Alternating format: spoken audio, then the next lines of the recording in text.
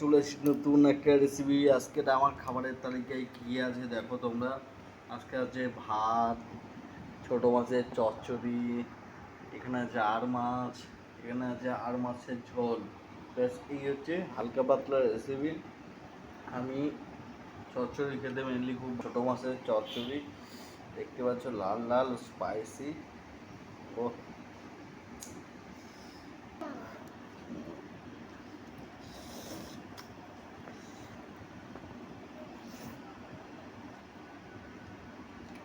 দারুণ।